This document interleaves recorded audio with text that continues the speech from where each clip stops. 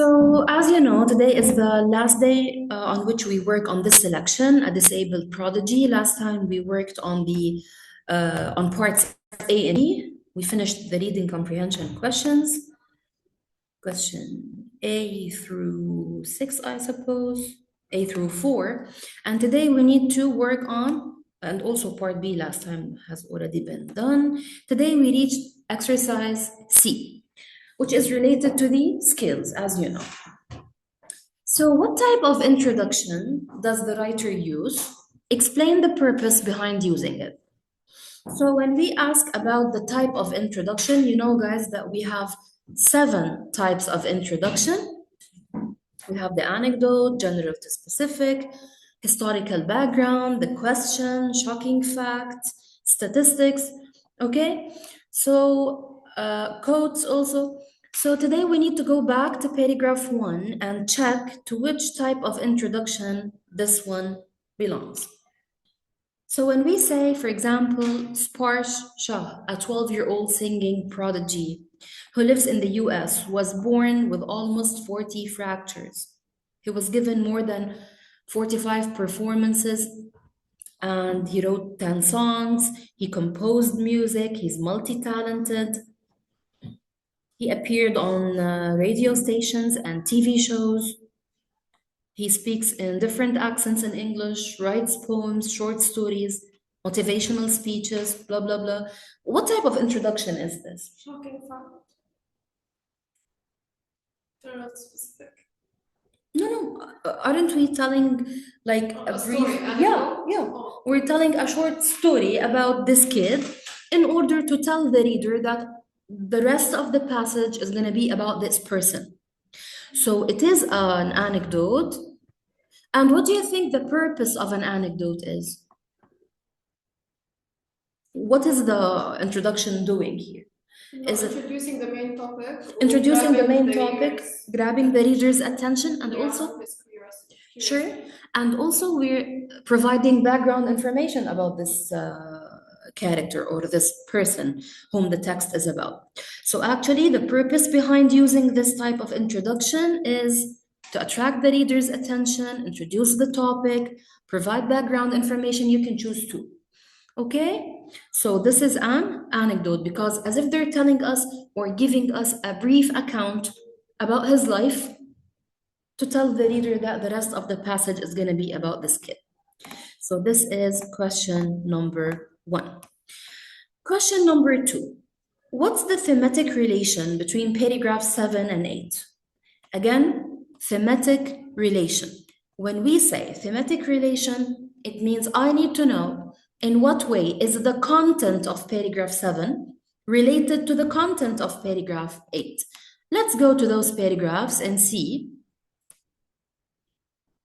Okay, so here we have paragraph 7 and 8 on the screen. Take a few seconds to skim through them, please. Paragraph 7 is telling us when Sparsh was just 3 years old, he started learning the keyboard and reading books. However, as his bones kept breaking, it was difficult for him to continue to learn the keyboard, and he had to stop playing. Once, we shifted to paragraph 8 now. Once when he was 3.5, his family was traveling in the car and his father switched on the radio. To his parents' surprise, Sparsh remembered the song that was playing on the radio and started singing along. So, what do you think the thematic relationship between those two paragraphs are? Please, online students, you can add your input also. Are they still here? If you can unmute, it would be great. Isn't paragraph 7 telling us something about Sparsh when he was 3? Yes. He was learning the keyboard. Okay. And in paragraph 8, also when he was 3.5. Statement reinforcement. Statement reinforcement. It's actually reinforcement or addition. Yes. No, that one is statement and support. Oh. statement and support. When you say, for example, smoking is unhealthy, you say it in paragraph 7. And then in paragraph 8, you start supporting this idea by giving extra facts, blah, blah. That's something else. But here it is addition, of course, because here they told us something about Sparsh when he was 3 years old. And here they're telling us another thing, something else about him when he was also 3.5 years old. So it's addition. Okay? Paragraph 7 speaks about his achievements at the age of 3, and paragraph 8 gives us extra achievements when he was 3.5. So the thematic relationship here between paragraph 7 and 8 is that of addition, of course. Question 3. How does the writer achieve credibility? Give 2 different examples. When we say credibility, authenticity, objectivity, all of these are the same. It means what methods did the writer use to make you believe it? Exactly, to make the text more convincing and to make the reader trust what he's saying, trust the info that he is sharing. So if we go quickly to the text, he gives real life examples and actual experiences that Sparsh went through. Very good. And he mentions real names, مثلا the musician. هلا مش عارفة Yeah, sure. how they were. Of course, we have a lot of real names, okay? Names of places also, like New Jersey, like the US. Okay, we have names of places. You can also tell me that they used also real names of people, like Hiran and Jigisha Shah, his parents. You can also mention the names of Dr. Ambedkar. Exactly. Also look at other places here that were mentioned. We have St. Louis, we have New York City, we have dates as well. Look at February 2016. Dates are also sure, but we need to mention its location, New York City. Yeah. You also can tell me that he used real life stories, like when he participated in a talent show. All of these are valid answers. Dates. Do we have numbers as well? Like when they mentioned 14 years ago, 10 songs, 45 performances, 40 fractures.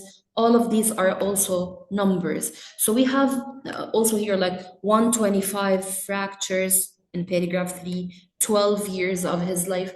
All of these are numbers and they are also elements of credibility. Yep. So usually in official exams, guys, they don't ask you to mention all the elements of credibility you can find. You only pick 2 or 3. Yeah, they tell you choose 2 or 3. So here they said 2 different examples. So it's a very easy question because we have plenty.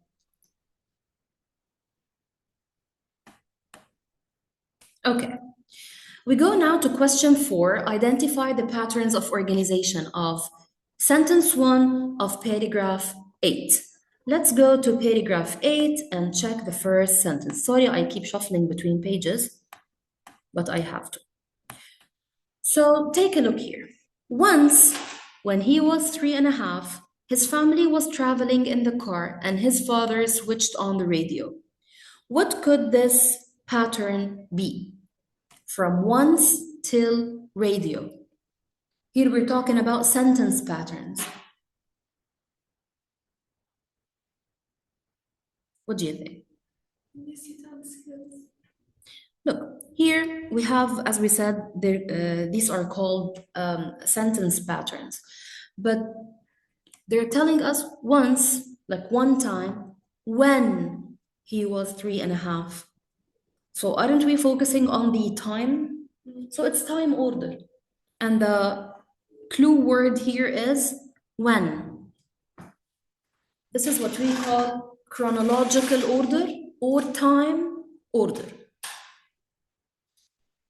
We go now to sentence number 1 of paragraph 12. Okay. Look, despite all the challenges he has faced, Sparsh's spirit is unbreakable. This one is very easy, actually. 12, despite all the challenges he has faced, Sparsh. Despite all the challenges he has faced, like although he has a lot of challenges, still his spirit is unbreakable. So what pattern is this? And plus, focus, there is a transitional word here that helps. Despite. Transitional word. Yeah. What does it signal? Despite is a transitional word, but what does it signal? Like, for example, despite being sick, she was able to study for her exam and ace it. So here you're giving two different ideas, two contrasting ideas. So exactly, it's contrast. Like, although this kid faced a lot of challenges, on the other hand, his spirit remained unbreakable. So this is a contrast pattern. Organizational patterns and specificness.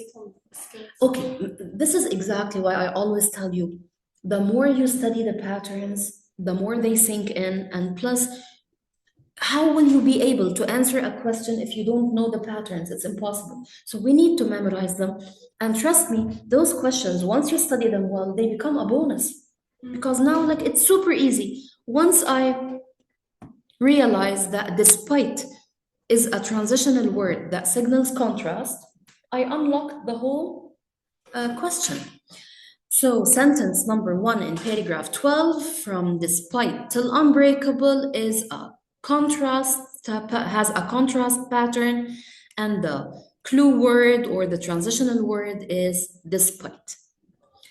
We proceed now to question number 5. Okay. No, not this one. Is it this one? We'll check. Yes. Paraphrase Sparsh's quote in paragraph 12. So there is a phrase said by Sparsh mentioned in paragraph 12. We need to paraphrase it. To paraphrase it, it means to rewrite it in our own words. Good. Look what he said. I want to leave the marks of my footprints or wheelchair tracks in the sand of legacy, so deep that not even a tsunami can erase them. So here, like, as if also he's being ironic about his situation. Ordinary humans leave footprints, but because exactly, he leaves wheelchair tracks. But what does it mean that he wishes or he aspires to leave his wheelchair tracks or his footprints in the sand of legacy? When you establish a legacy, it means an image, a reputation. True. Of course, your legacy in life is what you leave behind after you pass away. And it is actually the list of achievements and milestones that you leave in life. So here he wants to leave this trace that not even a tsunami can erase.